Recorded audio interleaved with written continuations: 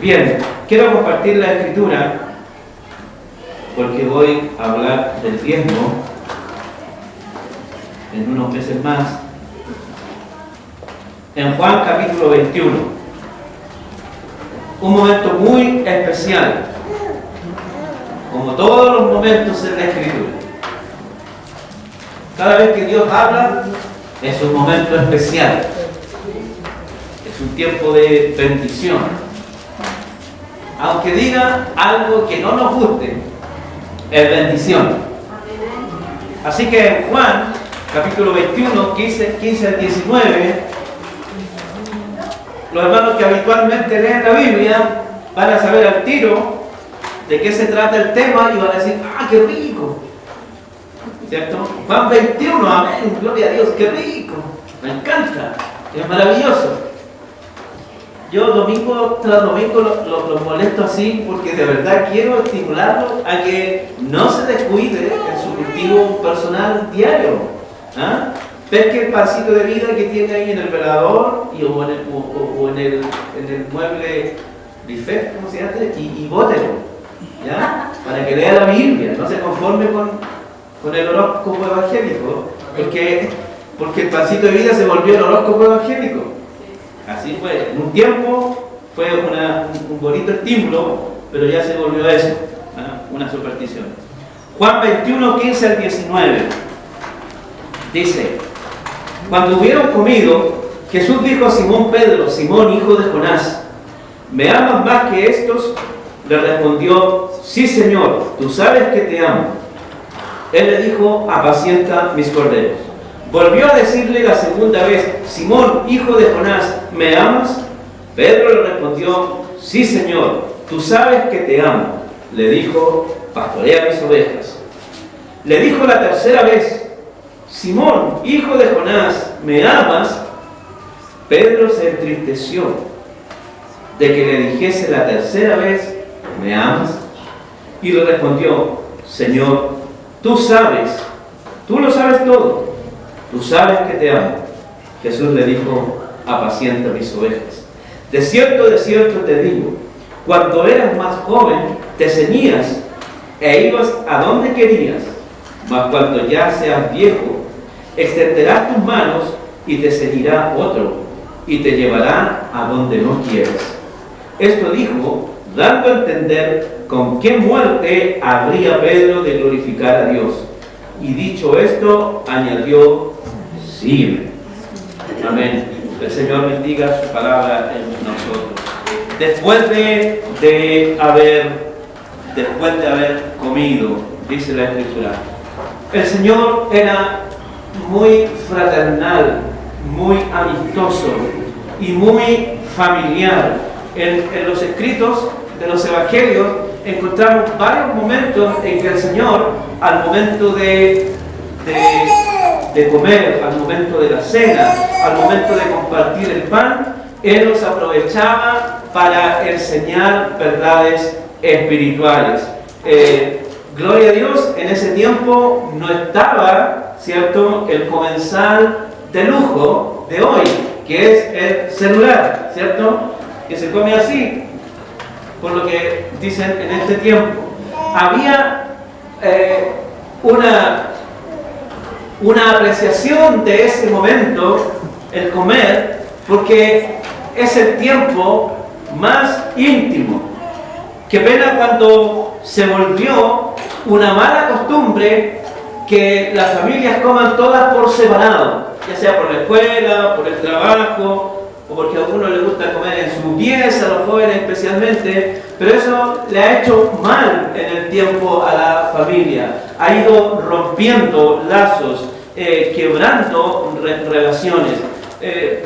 Si algo nosotros deberíamos tratar de reanimar en la familia, es el momento, o por lo menos un momento en el día en el cual en la mesa, junto con el comer, que alimentamos el cuerpo, alimentar también nuestras relaciones personales en la familia. Ese es un paréntesis solamente. Pero el Señor siempre ocupaba ese momento que es de intimidad, que es de descanso, para la ternura, para la reflexión y para la enseñanza. Después de haber comido, después de haber recuperado fuerzas, después de haber reposado, después de haberse liberado de todas las tensiones del día, el Señor aprovechó el momento para manifestar una verdad espiritual y una inquietud que tenía en la persona de Pedro. Este evento se produce después de la resurrección del Señor. Todos sabían eso, ¿cierto? Que era después de la resurrección del Señor. Pero que esos amenes sean sinceros, ¿no? Entonces, sí, después de la resurrección del Señor, Juan 21:14 dice que era la tercera vez después de la resurrección que el Señor se les aparecía. Y en estas pocas palabras que hay en estos versículos de este momento tan especial, significativo, hermano, están llenos de verdades espirituales que necesitamos refrescar en este tiempo. Entender los tratos de Dios con su pueblo. No hay tratos particulares, no hay tratos personales. Ninguno puede ir en las rodillas, en la habitación y hacer un pacto personal con Dios. El pacto con Dios es en el seno de la familia de Dios, que es la familia, la iglesia. Por eso es que el Señor en este momento es que quería rescatar una decisión. Cuando el Señor quería rescatar una confirmación, un compromiso de parte de Pedro, Él usa la familia. La iglesia es testigo de nuestros pactos con el Señor. Y la iglesia juzga ese pacto. Hubo mucho tiempo atrás, en que la iglesia bautista hacía lo que se llamaban las cruzadas. Y bastaba en las cruzadas ir a la calle, pedir que las personas levantaran su mano y los declarábamos salvos, aunque nunca más, ¿cierto?, se congregaran o viniesen a confirmar que se habían comprometido con el Señor por causa de la salvación. Yo creo que de toda esa gente es muy pequeño el porcentaje de personas que genuinamente aceptaron a Cristo y perseveraron en la fe de Cristo. Que esa es la salvación. Conocerlo y perseverar con Él y en Él. Así que estos versículos están llenos de esas verdades espirituales que nos ayudan a confirmar si estamos creyendo de una manera bíblica. La verdad es que nosotros estos versículos no podemos abordarlos con la intención de que de una vez sacar toda la enseñanza que ellos contienen. Pero tiene que estar muy atento espiritualmente en las predicaciones, porque una parte de la verdad bíblica se la revelo yo. Porque el Señor, a mí, como a todos los ministros que Él ha elegido, nos da esa autoridad para exponer la verdad bíblica. Pero también, como en esta fórmula no estamos solos, el Espíritu Santo, que obra en mí para la exposición de su palabra, también necesita de su disposición para que el Espíritu Santo, que inspira la exhortación, también en su vida le inspire a usted para la comprensión. Procuro, como pastor de la iglesia y encargado de la administración de la palabra, estar muy concentrado a la hora de exponerla, y espero que también usted esté muy concentrado para que se produzca esta simbiosis espiritual necesaria de que lo que desde este púlpito, y lo digo a causa de la exposición del hermano Javier, ¿cierto? Porque esta es la palabra de Dios. Amén. Y no me puedo equivocar. No puedo decir que aquí dice algo que en realidad no está aquí, sino que está en mi mente. Y por lo mismo, también mi ruego, mi oración y mi instrucción en este momento es que esté concentrado para que no escuche lo que quiere oír, sino que escuche lo que Dios le quiere decir. ¿Ah? Entonces tenemos una responsabilidad espiritual ambos. Yo he orado por este sermón para que le sea de bendición. Espero que usted también haya orado en esa misma frecuencia. Son los últimos momentos del Señor en la tierra. Él está pronto a dejar esta humanidad para ir al lugar de donde vino, el trono de gloria, que es donde el Señor ahora está y es de donde vendrá por nosotros. Hoy día nos gozamos con Susana retroalimentándonos con nuestro pastor virtual, el pastor Adrián Rogers, un bautista de tomo y lomo, y aprendíamos también de él cómo esperar la venida del Señor. Pero el Señor estaba preparando su retorno al lugar de gloria. Es el tiempo, en realidad, ese momento especial es una genuina misa espiritual. Porque misa significa el momento de la despedida. Por eso los católicos se equivocan cuando invitan a la misa. Nosotros hacemos la liturgia, es decir, el momento en que Dios habla al pueblo. En cuanto el Señor sirve a su pueblo a través de la administración de la palabra. Pero esta es una misa. El Señor está despidiéndose y está preparando el cuerpo a quien le encomendará la tarea de ir por todo el mundo, como dice Mateo 28, y predicar el Evangelio. Son los últimos momentos del Señor acá en la tierra y está haciendo a sus discípulos en la persona de Pedro, ¿ya? Porque habían comido, todavía estaban todos juntos. La lección de Pedro era para todo el cuerpo. ¿Entiendes eso? Cuando uno predica, no predica para uno solo, sino que predica para todo el cuerpo. No sea tan vanidoso, tan pretencioso, que el pastor hoy día predicó para mí nomás. No, todos los palos eran para mí. No, reclamen oración al Señor. O venga con casco el próximo domingo, porque palos van a haber siempre. Miren mis cototos, porque yo soy el que primero los recibo y los amortiguo para que le llegue más suavecito a su cabecita. Pero en Pedro, el Señor está preparando, está instruyendo acerca de la última enseñanza, que en realidad en esta misa, en esta despedida, este diálogo se vuelve una prueba, un test de competencia. El Señor está de alguna manera midiendo cuánto han crecido desde que los llamé a esta parte.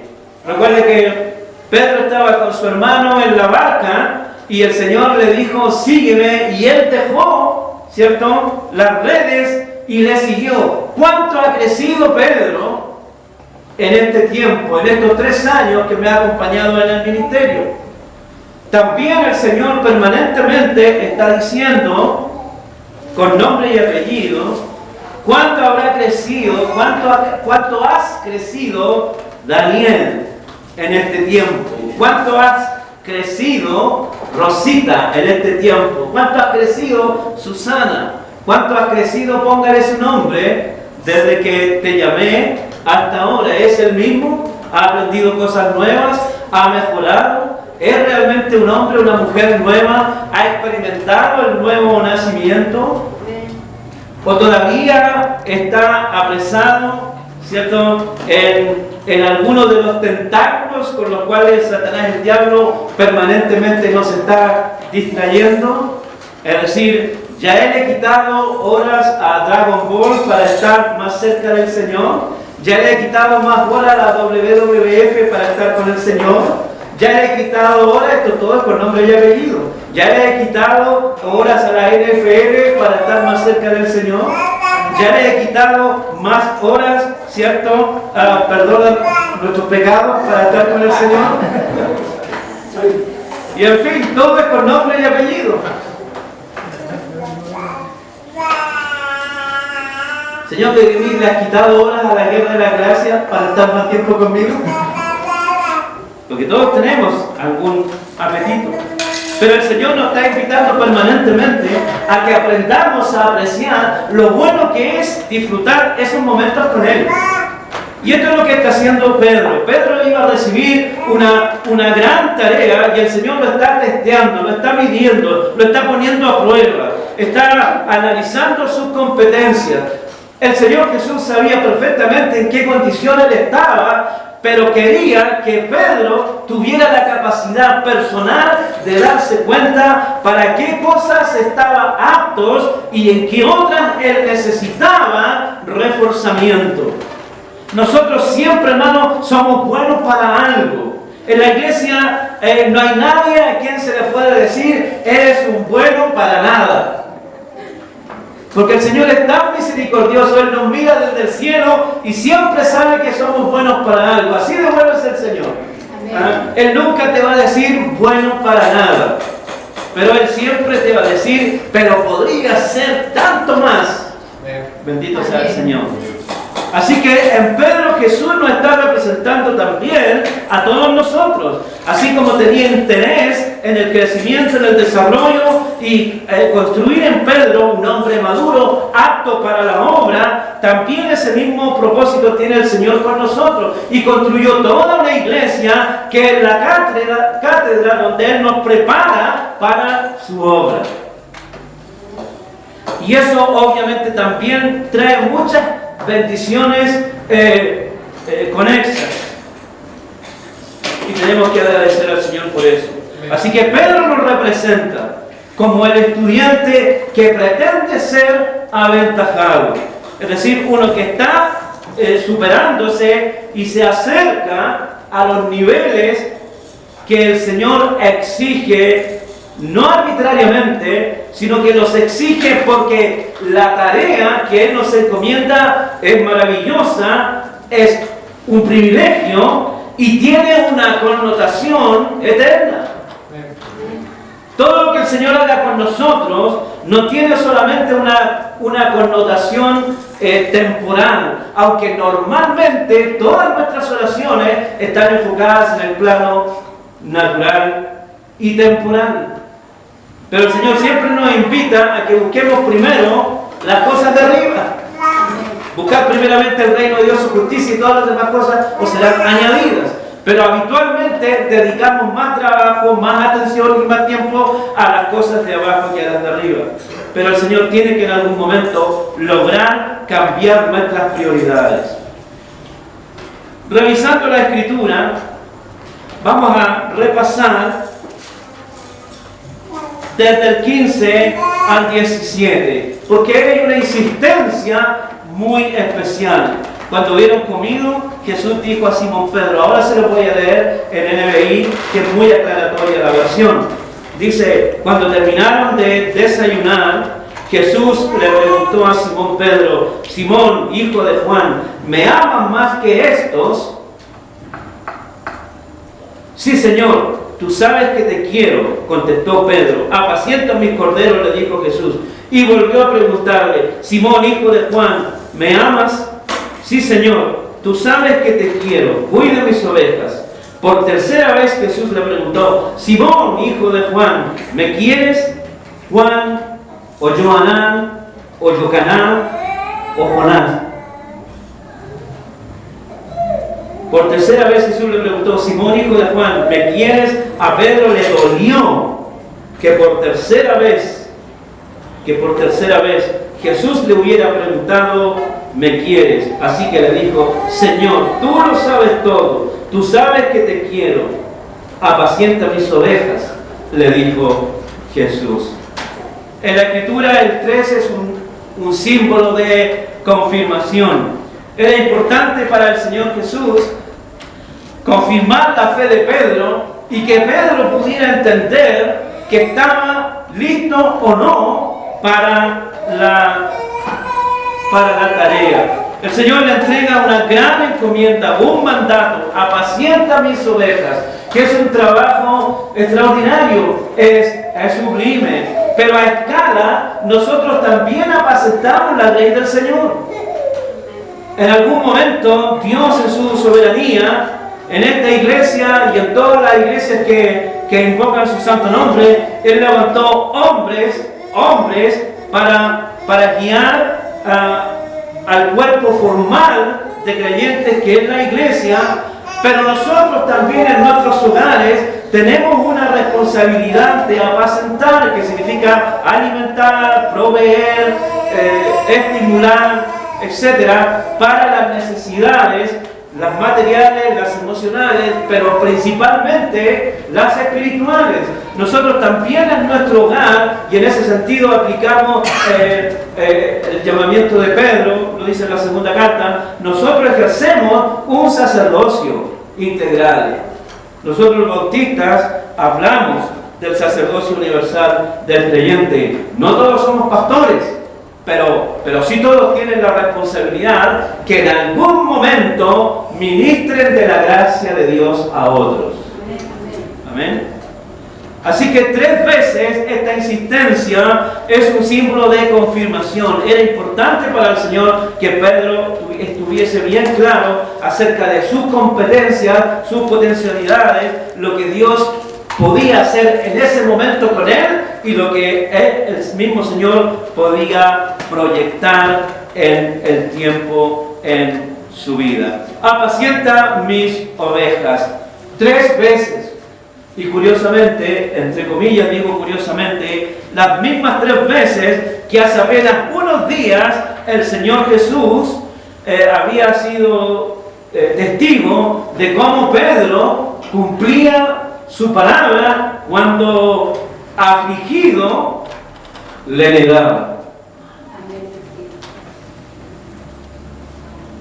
3 veces el Señor le dice a Pedro, ¿me amas?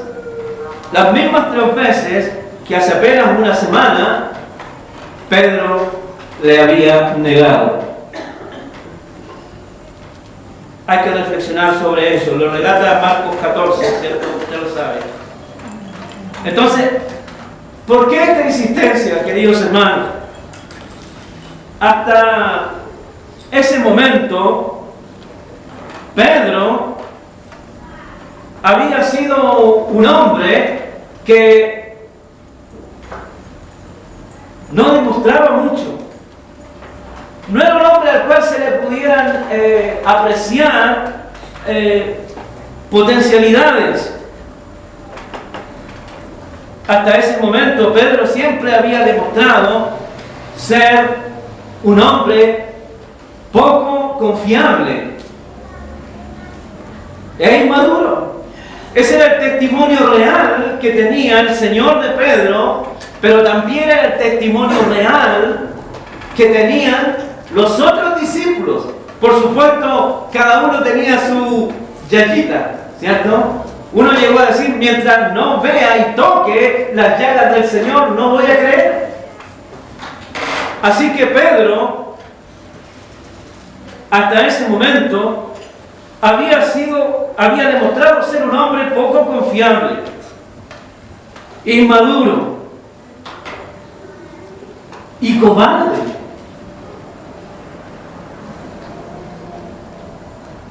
Toda la psicología de Pedro había dado testimonio de que él era un hombre descontrolado.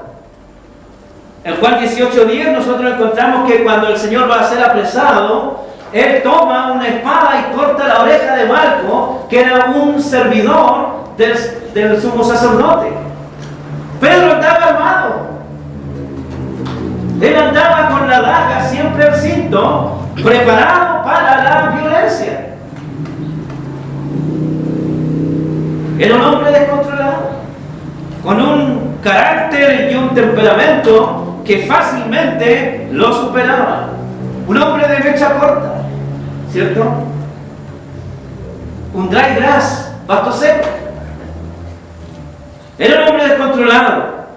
Eso es lo que hasta ese momento él había demostrado. También demostró ser un hombre tremendamente visceral, es decir, actuaba sin pensar. En Lucas 22:33, cuando el Señor está anunciando las debilidades que sus discípulos demostrarían cuando él fuera apresado, Pedro dijo: no, Señor, yo no. Cuando dijo: uno de ustedes me negará, otro me traiciona, dijo: no, yo iré a donde tú vayas. Si es necesario, voy a ir a la cárcel, incluso estoy dispuesto hasta la muerte. Eso era desde las vísceras, desde el estómago, sin ningún razonamiento. No sabía lo que estaba diciendo, porque él era así. No pensaba. Actuaba según el momento, según el retorcijón que tuviera en las tripas, él respondía. También hasta ese momento, Pedro había demostrado ser un hombre tremendamente impulsivo.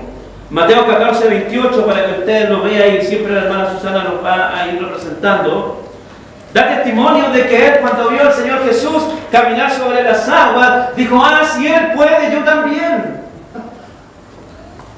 Si él puede, yo también. Manda que yo vaya hacia ti. Un hombre impulsivo. Él no entendía bien las condiciones necesarias para llegar a ese nivel de espiritualidad, pero él creía que estaba en una situación ya suficientemente elevada para imitar a su maestro en los más mínimos detalles, y ojalá en esos detalles que hablaban de la maravilla sobrenatural. Así que Pedro había demostrado ser poco confiable. En los momentos extremos, cuando él debía demostrar, él ocultó. Así que todos le conocían como un descontrolado, como un visceral y como un impulsivo. Pero también había algo bueno en él. Porque toda la Escritura, hermano, con sus héroes, es absolutamente justa. Honrada, honesta, íntegra. Sí, Pedro era así, pero tenía unas poquitas cosas buenas. Era un hombre de fe y con intenciones. En Mateo 4:18-20, cuando él está en las redes con su hermano, el Señor dijo: sígueme, y él dejó las redes y lo siguió. Eso era algo bueno. En Marcos 8:27-29, él fue el único capaz de discernir que efectivamente el Señor Jesús era el genuino Hijo de Dios. Y él llegó a reconocerlo como el Cristo de Dios. Había muchas cosas débiles, negativas en la personalidad de Pedro, pero había unas poquitas buenas que le hacían candidato a discípulo. Cuando el Señor a nosotros nos permitió en su soberana elección eterna llamarnos para salvación, gloria a Dios, Él estimó también en su balanza que es justa, bendito sea el Señor, no encontrando esos argumentos que ameritaran nuestra salvación de ninguna manera, pero sí de las propiedades con las que Él nos dotó. Él puede trabajarlas para su gloria. Bendito sea el Señor. No se confunda. No estoy diciendo que el Señor vio algo bueno en nosotros y que por eso nos salvó. Primero nos salvó por su gracia y misericordia, y está aprovechando lo bueno que nos queda de lo que Él nos puso. Amén. Bendito sea el Señor. Porque el mundo está bajo condenación. Pero Él rescata y repara y renueva todo lo esencial que en el origen Dios se planeó en cada uno de nosotros. Y Él ha sido bueno. Así que, aún así, Pedro, un discípulo inmaduro, impulsivo, a veces soberbio, rebelde, pero con un poquito de sensibilidad, aún así servía al plan de Dios. Pero tenía que ser depurado, trabajado, hermoseado por la gracia de Dios permanentemente. Hermano, cuando nosotros conocemos al Señor, ese es un punto de partida, es el comienzo de un trabajo espiritual y casi de joyería que el Señor tiene que hacer en nuestro carácter, en nuestro temperamento, moldear nuestra espiritualidad al nivel suficiente que le seamos útiles. Porque todo ese trabajo que el Señor quiere preparar en nosotros no es para hacernos buenas personas, sino para que seamos espejos suficientes que reflejen su gloria. Y alabo al Señor por eso. 3 veces el Señor Jesús también le preguntó a Pedro: ¿me amas? ¿Me amas? Porque, hermano, esa es la única manera de entender la voluntad de Dios, aceptarla y vivirla. La única manera es a través de un genuino amor por el Señor que nos ha amado antes. Para entender la voluntad de Dios, aceptar la voluntad de Dios y vivir la voluntad de Dios, necesitamos amar a Dios. De otra manera, no hay ninguna posibilidad. En Juan 14:15, el Señor dijo: si me amáis, guardad mis mandamientos. No quiero esos cultos rituales llenos de llanto, llenos de reacciones histéricas, ¿cierto? El altar mojado en lágrimas, y cuando salen vuelven a su maldad, a su pecado, a sus groserías, a sus horas de televisión, a sus horas de música, a sus horas de deporte, pero 0 horas en la presencia del Señor.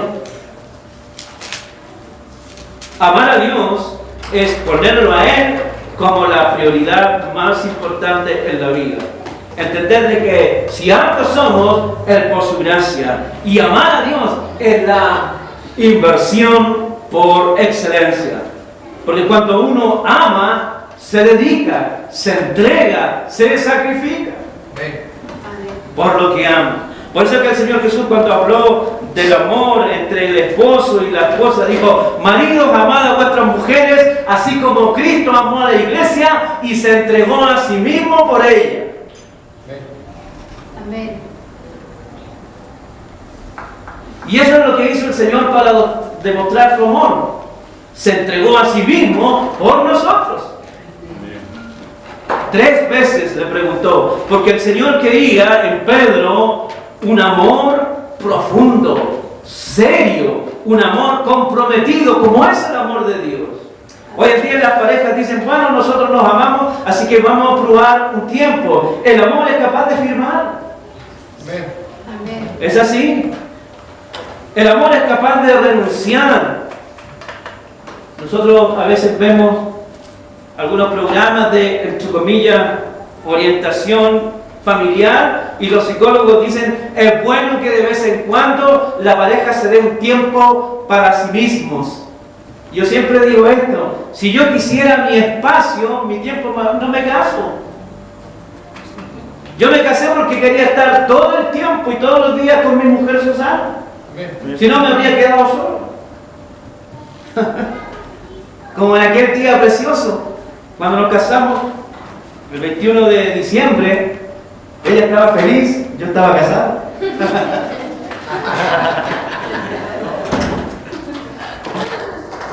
Siempre hago ese chiste y se ríe, qué bueno.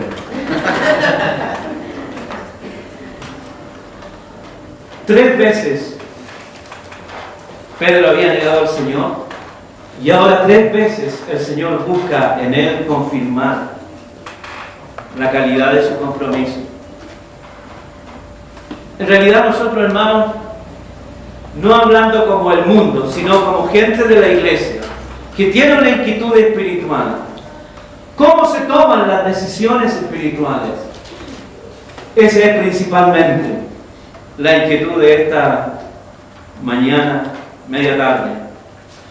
Cada uno de nosotros puede tomar las decisiones o sus decisiones respecto del Señor desde tres fuentes. Fuentes que están en nosotros. Si algo, de alguna manera, cuando el Señor ya nos ha salvado, Él no va a intervenir sin nuestra voluntad en la medida que nosotros nos vayamos entregando a Él para que depure su plan en nosotros. Cada persona, desde tres pensamientos, desde tres formas, desde tres fuentes, es de donde tomamos la decisión. Pedro demostró las tres y ninguna de ellas logró convertirlo en un discípulo, en un siervo genuino, entregado, certificado y valiente, hasta que no pasó por este test al cual el Señor lo expuso aquel día en el desayuno previo a su ida al cielo. Y nosotros podemos tomar estas decisiones desde la perspectiva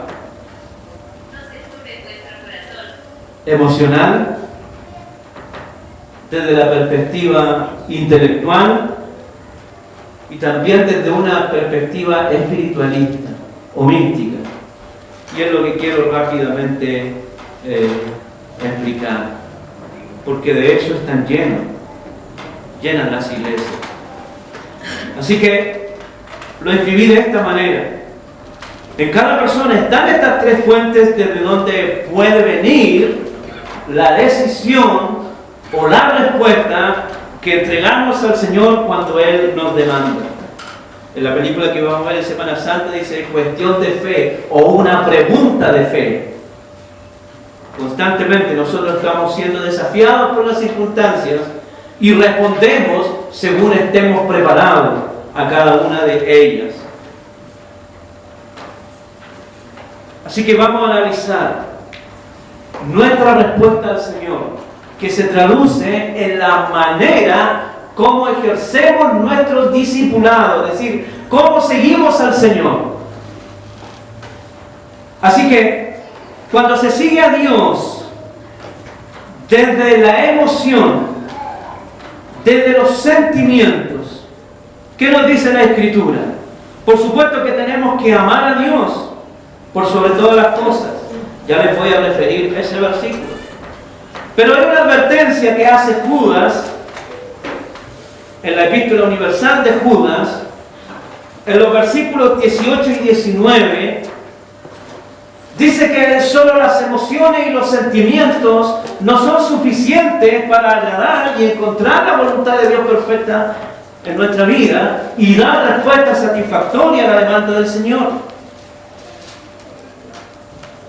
Judas 17 al 19 dice: pero vosotros, amados, tened memoria de las palabras que antes fueron dichas por los apóstoles de nuestro Señor Jesucristo, los que decían que en el último tiempo, y somos una iglesia del tiempo postrero, habrá burladores que andarán según sus malvados deseos.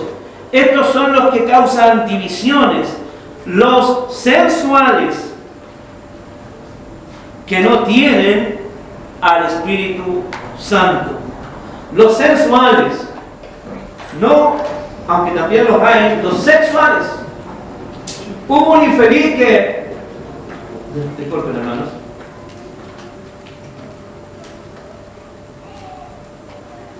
pero hubo un hombre en la congregación años atrás al cual sin ninguna gentileza le pedí abandonar a la congregación porque se enamoraba siempre de las niñas que tenían menos de 15 años y tenía 49.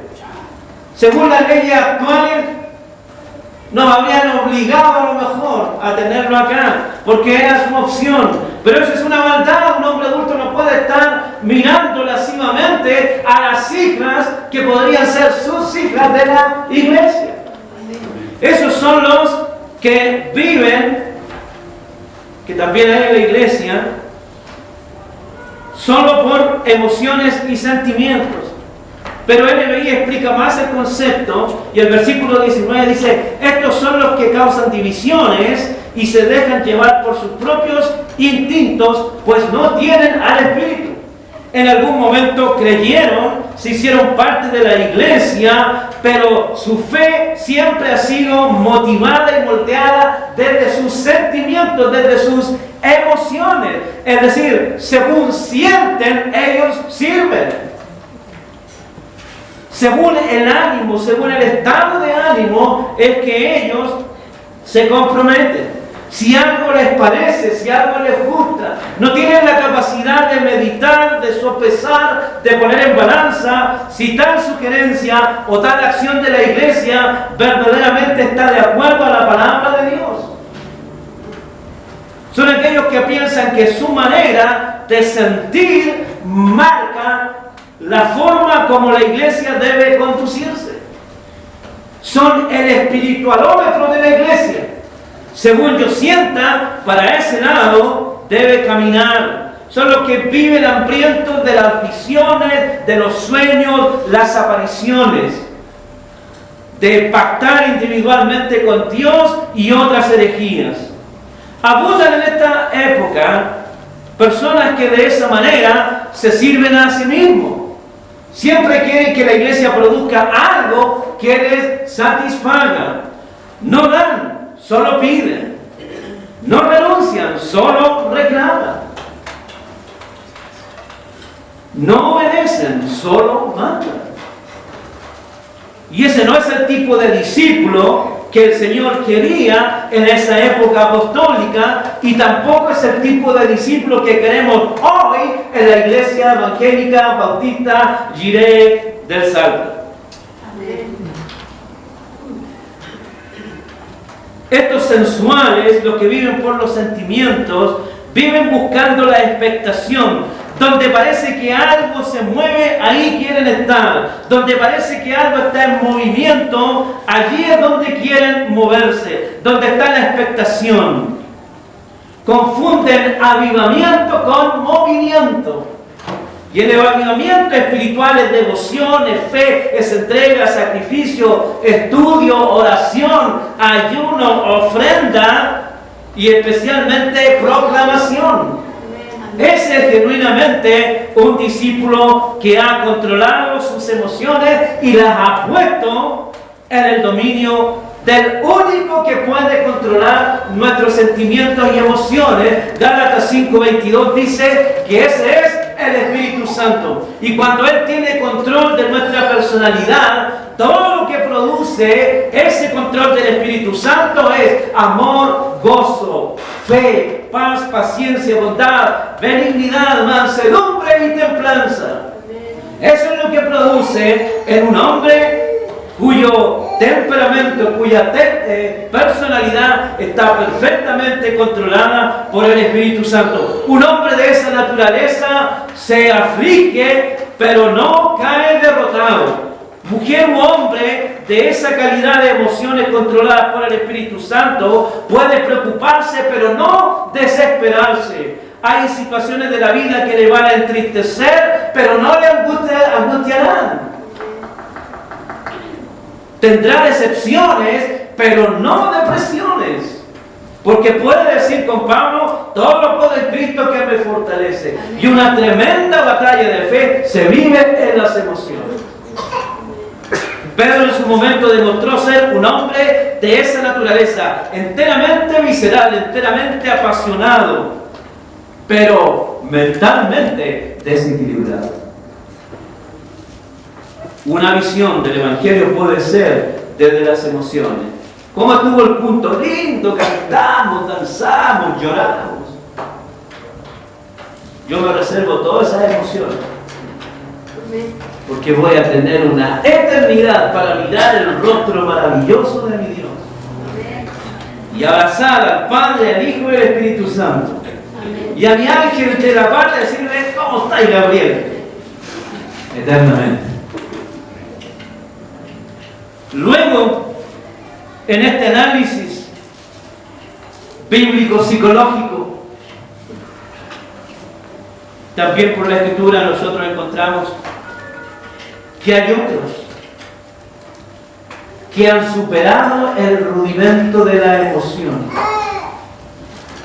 Son los que la niegan totalmente, ese también es un extremo. Son los cristianos intelectuales, los que aman la letra. Los que piensan que tienen la capacidad, ¿cierto?, de saltarse todos los procesos del discipulado. Quieren saltarse la escuela dominical y pasar inmediatamente a Spurgeon, a Stott, a Lloyd Jones. No le basta con su pastor ni con el maestro de la escuela dominical. Siempre quieren a Hawkins, ¿cierto? No a Massa. En Efesios capítulo 4, versículo 17, dice la Escritura: esto pues digo y requiero en el Señor, que ya no andéis como los otros gentiles que andan en la vanidad de su mente, teniendo el entendimiento entenebrecido, ajenos de la vida de Dios, por la ignorancia que en ellos hay, por la dureza de su corazón. Sin duda que uno de los más básicos ejercicios intelectuales, uno de los más básicos ejercicios de inteligencia es reconocer que Dios es más inteligente que nosotros. De verdad. Tiene razón la Escritura cuando declara: dice el necio en su corazón, no hay Dios. No podemos ser más listos que Dios, ni más inteligentes que Dios, ni más intelectuales que Dios. Por lo tanto, no solo basta el conocimiento, sino que tiene que ser un conocimiento con propósito. Si algo de la palabra aprendo, inmediatamente aprendo a practicar la palabra. Por medio de Santiago, la Escritura nos dice: no os hagáis solamente oidores, sino que también hacedores de la palabra. No es la bendición cuánto sabemos, sino cuánto vivimos respecto de la verdad que la palabra del Señor permanentemente nos provee. Podemos dar cátedra de la oración, pero si no oramos, esa es letra muerta. Podemos dar cátedra acerca de lo que es el estudio bíblico, pero si este no provoca cambios en nosotros, es también una letra muerta. Podemos dar cátedra de tantos temas, pero si de ninguno de ellos nosotros lo hacemos más práctica, es letra muerta. Tenga el Señor misericordia. El conocimiento tiene que ser con propósito. Y ese propósito significa ir aprendiendo desde los dones y de los ministerios que el Señor permanentemente a nosotros nos va entregando. A veces nosotros queremos saber lo que sabe tal, sin saber lo que Dios necesita en mi ambiente inmediato. Y eso es sabiduría. Nutrirnos de la palabra que nos va a nosotros a ser aptos para la obra del Señor en el lugar que Él nos ha puesto. Por eso que la advertencia del apóstol Pablo es tan especial en el 4:17. Esto pues digo y requiero en el Señor, que ya no andéis como los otros gentiles, que andan en la vanidad de su mente, teniendo el entendimiento entenebrecido, ajenos de la vida de Dios.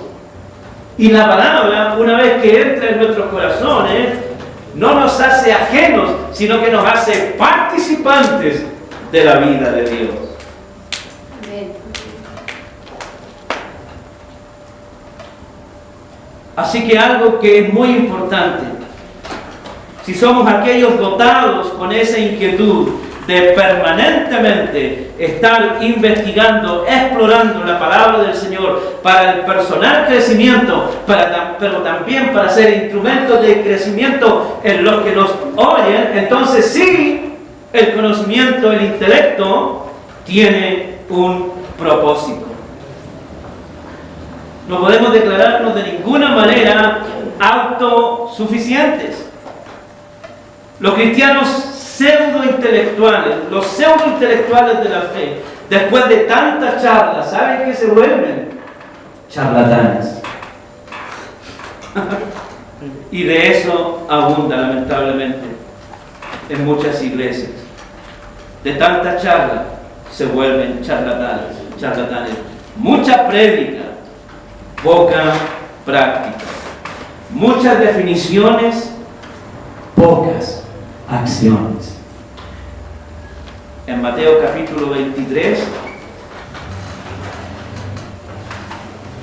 el Señor Jesús habló en estos términos. 23,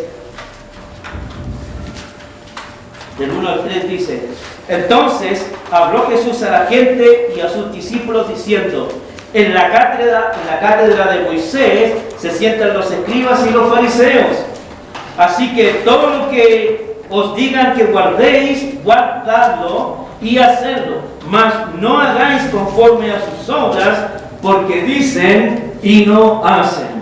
Pero NBI nos golpea fuertemente, porque en el versículo 3 dice: así que ustedes a estos maestros obedézcanlo y hagan todo lo que les digan, pero no hagan lo que hacen ellos, porque no practican lo que predican.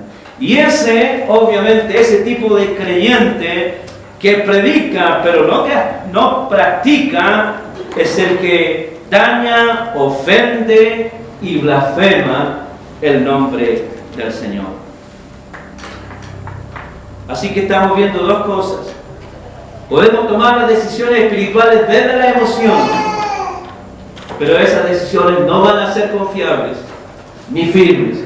Si tomamos decisiones solo desde el punto de vista intelectual, no van a ser suficientes. Hay cosas del plan de Dios, del trabajo de Dios, del modelo de Dios, que no cuadran con nuestro razonamiento. Romanos 12, 1 y 2.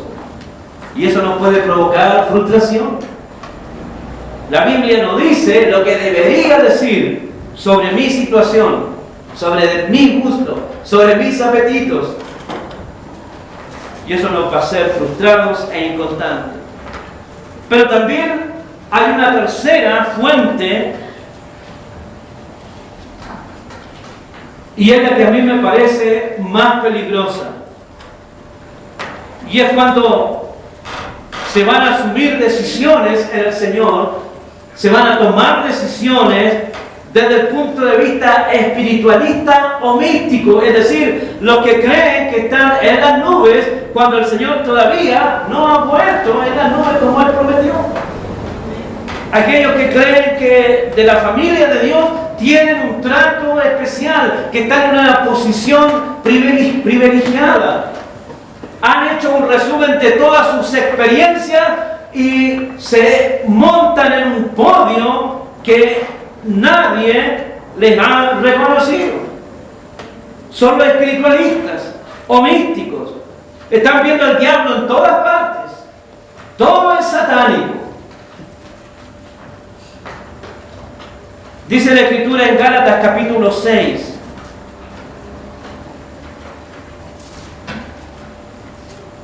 Desde el versículo 1 al 3. Dice la Escritura: hermanos, si alguien es sorprendido en pecado, ustedes que son espirituales deben restaurarlo con una actitud humilde. La espiritualidad no se puede ostentar, no es para jactancia. La espiritualidad, hermanos, cuando es genuina, verdadera, nos hace símiles de Cristo, no referentes de Cristo. Pero dice la Escritura acá, una actitud humilde. Pero cuídese cada uno, porque también pueden ser tentados. Ayúdense unos a otros a llevar sus cargas, y así cumplirán la ley de Cristo. Si alguno cree ser algo, cuando en realidad no es nada, se engaña a sí mismo. Y hermano amado, siempre la actitud correcta del genuino siervo de Dios que está trabajando en su espiritualidad es ese sentimiento que en el Sermón del Monte el Señor lo llamó la virtud de la pobreza de espíritu. Y el pobre de espíritu es aquel que sabe que siempre necesita más y más del Señor. Nunca está espiritualmente satisfecho. Siempre sabe que en cuanto a humildad podría ser más. En cuanto a oración podría orar más. Que en cuanto a servir podría servir más.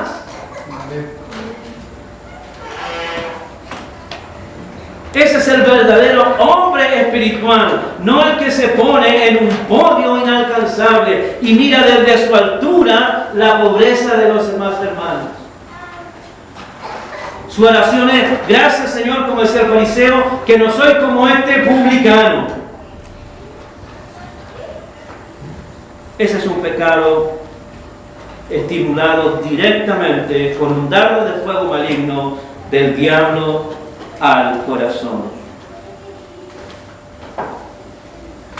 Siempre el espiritualista se está jactando de su espiritualidad, siempre haciendo de alguna manera publicidad a las horas que gasta orando, ayunando y otros ejercicios ascéticos autoimpuestos. Nosotros hablamos porque tenemos experiencia y la palabra nos lo dice. Hermano, una ocasión tuvimos acá algunas personas que llegaban muy demacradas. ¿Cómo está, hermano? Aquí viene mi cuarto día de ayuno, para la gloria del Señor. Dios tenga misericordia. No tenemos todos los dones, hermanos. Dios es bueno, ha sido generoso. Él ha repartido generosamente dones. La respuesta del cristiano cuando hay necesidad no es Señor, yo, sino que Señor, levanta quien pueda. La iglesia da testimonio. ¿Quién es el siervo que el Señor necesita para tal o cual tarea? Normalmente el espiritualista o el místico, si algo quiere, es que todo lo que haga el Señor con él o con ella sea espectacular. Que sea con rayos, que sea con truenos, que sea con temblor, con grandes manifestaciones. Muy diferente del Señor Jesús a los pies de la cruz, preparando su martirio. Sea, Señor, hecha tu voluntad, no la mía. Amén. Gloria a Dios. Pedro tenía que llegar a ese nivel para poder ser en su fe el que llevara a sus hermanos de la época apostólica al sacrificio, a la entrega. Si algo podemos resumir de esta experiencia tan insistente del Señor con Pedro para nosotros, es que nuestras emociones deben ser controladas por el Espíritu Santo. Y el resultado de ese control es un cristiano maduro en todo. Como dice el Señor, niños en la malicia, pero maduros en su forma de pensar. El conocimiento, cuando es estimulado por el Espíritu Santo para el sano ejercicio del cultivo al servicio del Señor, debe llevarnos a la sabiduría. Y el misticismo, fundado en la palabra de Dios, ¿sabe a qué debe llevarnos? A la santidad. Esas son los elementos de búsqueda a la cual nosotros debemos abocarnos para pasar el test y estar aptos para la obra que el Señor quiere encaminarnos. Él quiere construir en nosotros hombres maduros, mujeres maduras, hombres y mujeres sabios, hombres y mujeres que caminan en santidad. Cuando Pedro llegó a ese nivel, entonces pudo pasar de ser el discípulo impulsivo, visceral, temperamental, a ser el apóstol,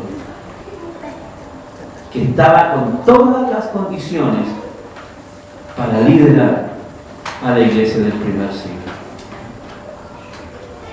Algo de esto Dios quiere tratar en nuestras vidas. Amén.